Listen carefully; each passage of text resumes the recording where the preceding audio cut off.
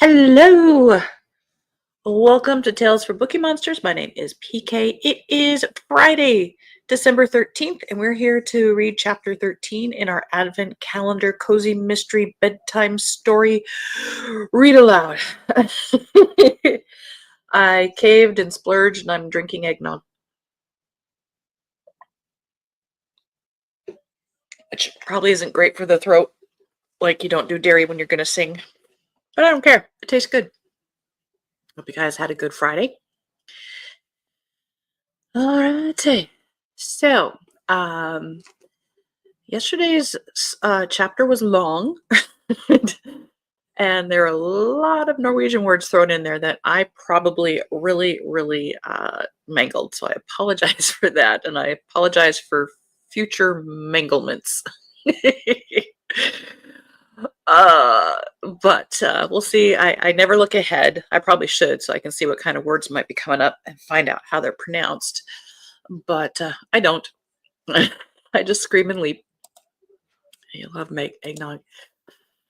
'Tis the season. I'm going to be back on my food plan after Christmas. Until then, I guess I'm being bad. I accept it. Alrighty. So, what we're going to do here is read chapter 13. And I'll be going off stage here, so all you will see is the ambiance. I apologize. You might be able to hear the TV in the background. Steve is watching On Patrol Live downstairs, and we don't have a door for there, so you might hear that in the background. Sorry about that. When we're done with reading the chapter, I'll say goodnight, and we will sign off and do chapter 14 tomorrow. All right, cozy in. I know it's late.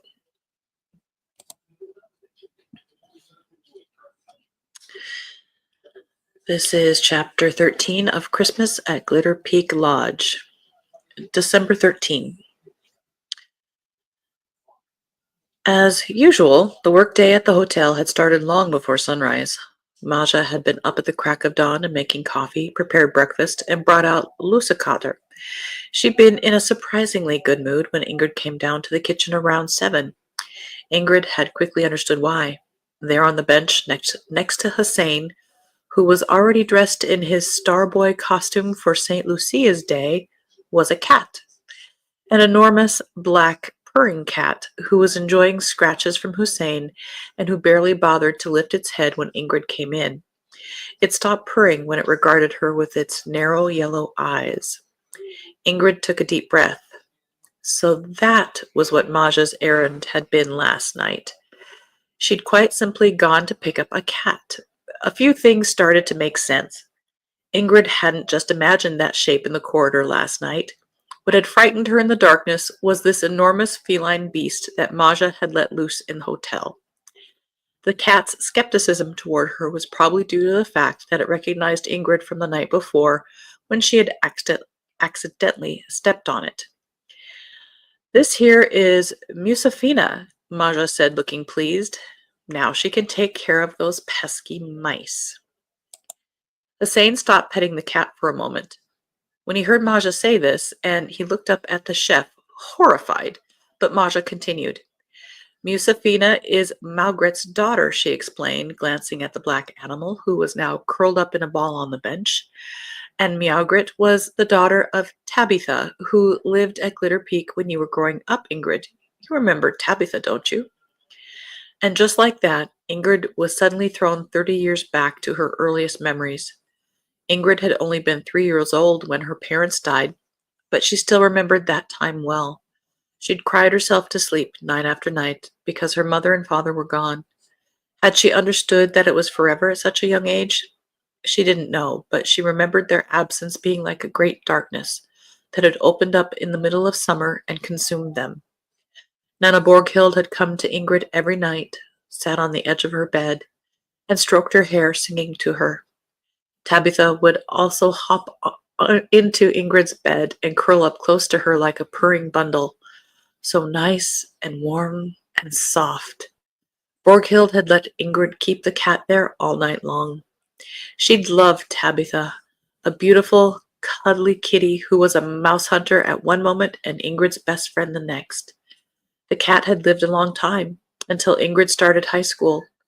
She cried when Tabitha died, but she was old and full of days, and they buried her by a downy birch near Troll Rock. It was precisely because of her memories of Tabitha that, because Hussein was there, and because Maja was so determined to have Musafina, what a name, there, that Ingrid didn't have the heart to say that they weren't allowed to have cats in a hotel kitchen, mice or not. Vigard was the one who persuaded Pia P to be their St. Lucia, even though it was practically the middle of the night the way she saw it. But they needed to be finished before Hussein went to school, and at 7:30, Pia was ready at the kitchen door, clad in a white St. Lucia costume. Hussein put the crown of lit candles on her head, her eyes sparkling. "You look like a princess," he said admiringly before turning away shyly and standing close to Ingrid. Now the candles flickered in the dark corridors. They illuminated the white robes of the two star boys. Vigard and Hussein wore white hats with gold stars that they'd spent the previous afternoon making. They walked solemnly through the hotel corridors, each carrying a basket of lusakater. "They're so cute," Sunny whispered, and Ingrid smiled and nodded. Behind the star boys, St. Lucia came in her long, flowy white clothes, the wreath of candles on her head. She was radiantly beautiful. Ingrid hadn't seen much of Pia in recent days, but she seemed to be feeling better again. Her skin glowed, her eyes were fresh and clear, and her honey blonde hair was flowing beautifully down her shoulders, perfectly curled. Sunny, Ingrid, and Borghild wore ordinary clothes but had candles in hand. At least Nana Borghild didn't suggest we wear bunads today, Ingrid thought. Maja had said she didn't have time to walk in the procession. She needed to prepare breakfast for the guests. She had sent Ingrid with a cup of coffee for Alfred, though, which she was now balancing in her right hand while holding a candle in her left. Sunny danced around excitedly, taking pictures with her phone. Portraits of Pia and the Star Boys, close-ups of the lusakater, short video clips of candlelight in dark hotel corridors. This would be going out on Instagram and Snapchat and TikTok. Hashtag St. Lucia's Day. Hashtag Lusakat. Hashtag Morning Mood. Hashtag Starstruck. Hashtag Glitter Peak Lodge at Pia P. If you counted everyone on social media, thousands of people were present today, especially when you included all of Pia P's followers, and that was the whole point, Vigard and Sunny had explained. If it wasn't on social media, it didn't happen. Sunny had gotten access to the hotel's social media account shortly after she started working for them. Ingrid thought it was nice to be able to outsource this kind of thing to someone who was so enthusiastic about it.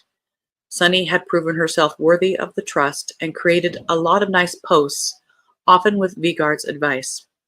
Pia had made it a condition that they should, under no circumstances, share any pictures showing her belly. She'd emphasized how important this was several times. She would be responsible for publicly announcing the pregnancy herself. When, though? Ingrid had wondered. You'll have given birth before you've even told anyone. Then it hit her. Maybe that was the plan? Was Pia planning on having a completely secret pregnancy that no outsider would find out about, all while still seemingly sharing everything with her followers just as before? Pia must have lived a pretty secluded life in the city if she'd managed to hide her pregnancy for this long, and here at the hotel there weren't that many people who knew who she was. Pia's target audience wasn't exactly hikers and climbers, so maybe this could actually work. Sharing carefully composed photos of details of interiors and clothes, views, selfies with and without sunglasses, glasses of wine no one knew she wasn't actually drinking, all while the secret grew and grew beyond the reach of the lens. Alfred almost looked gruff when he opened the door, but Ingrid still thought she saw a glimmer of laughter in his gray-blue eyes beneath his bushy brows as he took a lusakat from Hussein's basket. Some doors opened as the procession moved through the corridors. Smiling guests helped themselves to pastries. Hussein had been looking forward to serving a lusakat to his mother, and Aisha clapped her hands in excitement when she opened the door and saw her little star boy. When they got to the Wilkinsons' room, he insisted that Vigard knock, because Hussein was still a bit afraid of Freya Wilkins. But Freya, whom this whole procession was essentially in honor of, along with Pia's Instagram followers, was thrilled when she saw the little group outside her door, candles flickering in the darkness. She was clearly moved when they sang the Santa Lucia song, and she kissed both Vigard and Hussein on the cheek. Dr. Wilkins, still wearing striped pajamas, wasn't quite as enthusiastic, but he smiled warmly and thanked Hussein when he was handed a lusakat. Ingrid walked with long, energetic strides, and when she reached the top of Angelina Hill, she stretched her arms over her head and greeted the day. She was warm from the brisk walk up, even though the air was crisp and cold. The sky was almost cloudless again, and the mountainside was colored pink by the first rays of sunlight. She saw some movement to the left out of the corner of her eye and turned toward Kvitvana on the other side of the scree. Some dark dots were moving against the white surface of the glacier. A herd of reindeer. The wild reindeer ran across the mountains, constantly on the move, looking for food and shelter. Moss and lichen in the winter, grass and leaves in the summer. If there was snow on the ground, they dug through it to find something to eat. The reindeer had been here for thousands of years, probably before any humans lived here. There were traces of reindeer hunting around Glitter Peak from as early as the Stone Age. Arrowheads and spearheads kept turning up in the barren terrain, as well as occasional bows, bows and scaring sticks. The hunters of the migration period, in the very olden days, before the Vikings even, her grandmother had told Ingrid when she was little, used to set up rows of these tall poles which had birch bark pennants at the top to guide the herds of reindeer to where the hunters wanted them to go. The reindeer were easily frightened, then as now, and would try to avoid these moving things. Reindeer then ran straight to where the humans wanted them. It was paradoxical, really. The reindeer avoided one danger and went straight toward a much bigger one. It was strange to think that people had been roaming around here for such a long time in this inhospitable landscape. They'd walked with leather shoes, woolen clothes, and weapons they made themselves. It must have been a difficult life, difficult and cold. Archaeologists knew, unfortunately might say, more and more about the past as the snow and ice caps melted and the remains of bygone days came to light for the first time in hundreds of years. That included the microbial life of the past. In Siberia, there had been cases of anthrax infecting both humans and animals when centuries-old reindeer carcasses turned out to be carrying the deadly bacteria, a rather disturbing manifestation of ever-increasing global warming. But Ingrid's biggest concerns in this area were related to the changes she'd experienced on her expeditions in the Himalayas. In these vulnerable areas, she and her companions had seen how quickly the glaciers were melting. Combined with state-led development and a lack of dam maintenance, the melting created a huge risk of landslides and flooding. There had already been several terrible accidents. The avalanche Ingrid and her companions had endured was minor compared to the catastrophes that affected the local population. Continued development in the wrong direction threatened the lives and livelihoods of millions of people in India and Pakistan, not to mention the mountainous countries of Tibet, Nepal, and Bhutan. One of the things Ingrid had wanted to do as an expedition leader in this area was to shed light on the critical situation. She, Preben, and brother Giovanni had been in contact with several organizations working to spread awareness and help villages and families affected by climate change. She had indeed leveraged Giovanni's considerable network to convince Preben to let him join the expedition. Giovanni was a less experienced climber than them, but he had access to people and resources in Christian communities, which was invaluable when it came to offering help to those in need. As a privileged tourist, which is essentially what you are as a climber and participant in expeditions, you should use your energy, both mental and physical, to give back to the areas you visited. Ingrid was firmly convinced of this, and she and her team had several promising collaborations underway, but then events unfolded as they did. The avalanche hit, and everything came crashing down. She thought about the mountaineer priest Abbot Henry, who'd been one of Giovanni's biggest role models. It's better to fail 100 times climbing a mountain than to succeed at losing your life once, he'd written somewhere. How bitterly ironic. Ingrid practically collided with the Wilkinses as she entered the foyer. Freya Wilkins was wearing a green coat with a matching hat and had a large bag under one arm. She was making her way toward the front door at an astonishing speed, with John Wilkins at her heels, but stopped abruptly in front of Ingrid. "Good morning," she crowed. "I hope driving conditions are good out there. We're going on a trip to Hamar." "Hamar? What are you doing all the way down there?" "We have some research to do at the National Archives, and then we're going to buy some presents." She tucked her bag extra firmly beneath her armpit and continued toward the door, which her husband was now holding open for her. He lifted his hat and nodded at Ingrid before they disappeared into the cold. Ingrid stared at the door that closed behind them. The National Archives? Well, maybe that wasn't so odd after all. Freya had said she had Norwegian parents. Maybe they were getting some help going through old church books to learn more about her family. The door opened again almost immediately, and in came the young men from Oslo who'd booked a room and lunch. They turned out to be geology students and enthusiastic ice climbers who wanted to try their hand at Stigvathen, and they had no expectations of hot tubs or après-ski whatsoever. As far away from table dancing partiers as you can get, Ingrid thought with relief. They carried in bags and equipment and chatted away about the weather and practical preparations. "You're Ingrid Berg, aren't you?" one of the young men asked. He seemed to be the leader of the group. "Yes, that's right." "Cool. Then we can ask you for climbing advice." "Sure, go right ahead. Was there anything in particular that you were interested in?" "We're especially interested in metamorphic rocks and steep ice walls." "Right. You'll find both in abundance here," Ingrid said with a laugh. "Just let us know if you need help finding either. Stigfossen is the place for you."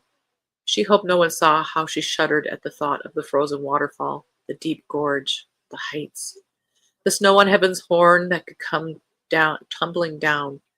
She knew some of the recent guests might have chosen to come here to the hotel not only because of the spectacular climbing opportunities, but also because of her reputation as a climber.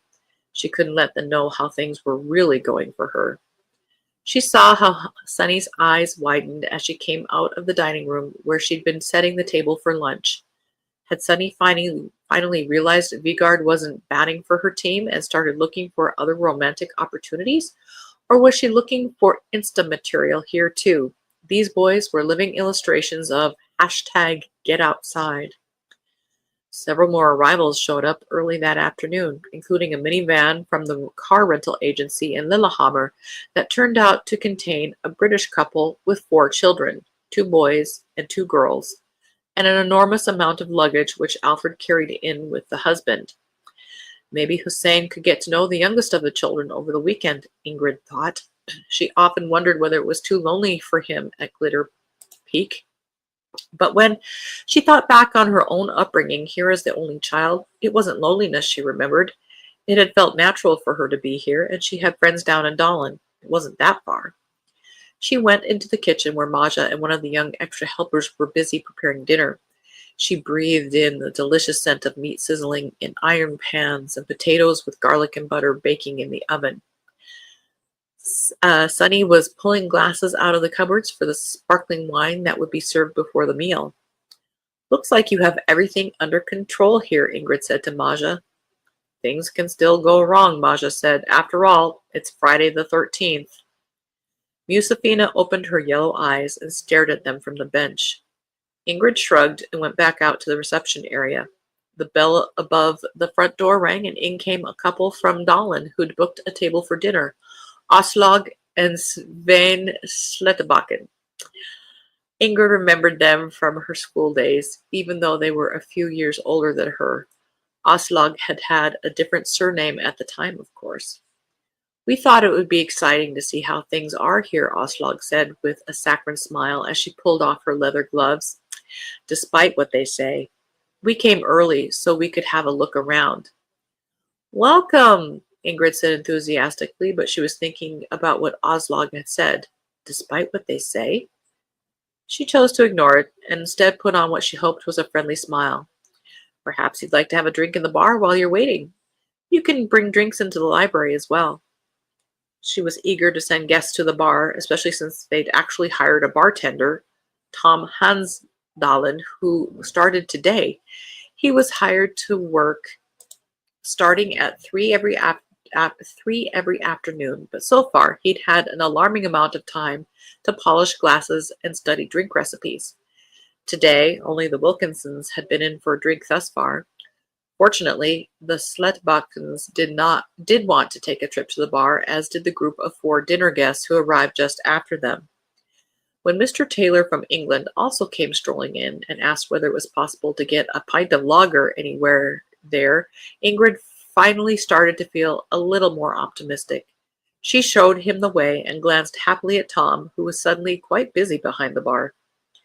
When she was back at the reception area, Nana Borghild came down the stairs in her coat and boots, her back straight and determined look on her face. She stopped at the reception desk. "Hi, Ingrid," she said with a smile. "Everything okay here?" "Yes, everything's fine. All of the guests have arrived and the food is ready. But where are you heading off to?" "I'm just heading down to Dahlen," Nana Borghild replied. Was her grandmother's voice trembling? "Down to Dahlen? Now?" Ingrid asked. "It's almost 6 o'clock." Now Ingrid could see that Nana Borghild had her car keys in her hand. "Is there anything we need for dinner?" Ingrid asked. "Alfred can probably drive down and get it. Or I can do it. You don't need—" "No, no, nothing like that," Borghild said. "Just something I have to take care of. Be back soon, sweetie." She patted Ingrid gently on the shoulder and turned towards the door. When Borghild came back from Dahlen, she went straight up to her apartment. She sat down at her desk and took out her diary, but realized she didn't actually have the energy to write anything. She couldn't bear to talk to anyone either, especially not Ingrid. Not quite yet. Things hadn't gone the way she'd hoped they would. But what had she been hoping for, really? What had she thought would come from this visit? Now she wondered why she even gone in the first place. It had seemed obvious that she needed to go down and speak with Hallgrim. She'd felt that it was absolutely necessary now, that the time had come. She'd gone over it in her head again and again. How she would present it, how she would make him understand that everything was connected. But she regretted going as soon as she pulled up in the yard. The house loomed tall and massive as ever, with lights on only above the front door and in an upstairs window. There were several pairs of reindeer horns mounted on the black-stained garage, a monument to hunting and death. No one answered when she rang the doorbell, so she opened the door and stepped into the hallway. The door creaked. Isn't it a bit odd that such an important man with a house full of sons and grandsons can't even manage to oil the hinges, she thought. God, it had been so awful to walk inside. The house completely overwhelmed her. It had been such a long time since she'd been there, and it filled her with grief and painful memories. It had already been a dark house when they were young, when she was there all the time. A massive old log house with small windows that towered over the village, full of taxidermied animals. But at the time, she'd never thought of the house as bleak. Back then, she associated her visits with other things, completely different things. That bleak feeling had come later. She shuddered. All of these dead animals everywhere, hares and weasels staring at her with blank button eyes, a stuffed badger, deer and elk heads on the walls of the hallway, reindeer skins on the benches, but a bear. Hallgrim didn't have one of those, because that was at Glitter Peak Lodge. She'd shouted, "Hello!" several times, but there was no answer. So she went up the stairs with her coat and shoes on, ready for a hasty retreat. Halfway up, she was startled by an ugly, dark brown animal snarling at her. It was a stuffed wolverine, but for a moment it had looked as if it was alive. Up on the second floor, there he was, Hallgrim Dahlen, sitting at a kind of work table that would have had a nice view of the valley had it not been pitch black out. He sat with his back to the stairs, but didn't turn around or say anything when she came up. Perhaps his broad shoulders tightened a little, but she could have imagined that. Hallgrim Muskox Dahlen still lived up to his nickname. His body was so compact, his neck so hunched. His hair was more brown than gray, shaggy on the sides, balding on top. But there was nothing decrepit about this man. Old, yes, almost primordial, but not decrepit. Hallgrim, she'd said. No reaction. She knew he was aware she was there, but he wouldn't acknowledge her presence. She walked toward the desk, and he slowly spun his chair around and looked at her with his small black eyes. He exhaled loudly through his nose, but said nothing. Hallgrim, she said again. What's happened has happened. Both you and I have been grieving for many years. You have your reasons to be bitter, and I have mine, but it has to end. This can't ruin things for the hotel and Ingrid. Silence. Only the sound of breathing. She stayed completely motionless, her eyes fixed on Hallgrim. There's something I need to tell you, she said.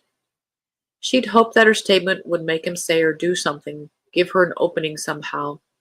But nothing happened besides the airflow through his nose that seemed to increase and eventually approach snorting.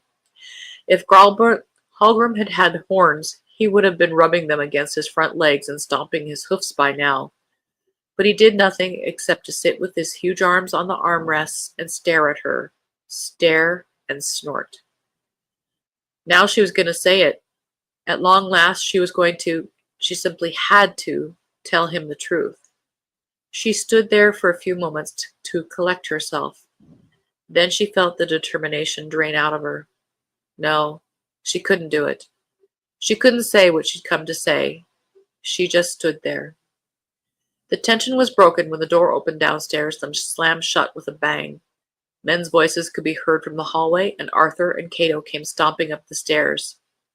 Borghild had noticed the puzzled look on the faces of Hallgrim's sons when they came up and saw her standing there, but she didn't feel that she owed them any explanation. They said nothing as she walked past them and went down the stairs. It hadn't been the right way to do it. She had to find another way. And then she had to talk to her.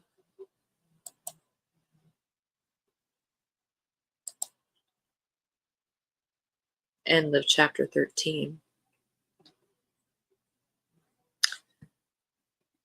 We will do chapter 14 tomorrow.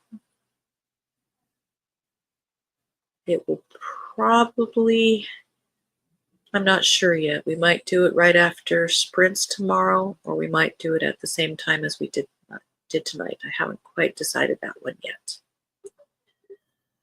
I hope you have a good rest of your night. Thank you for listening. Have a good night. God bless.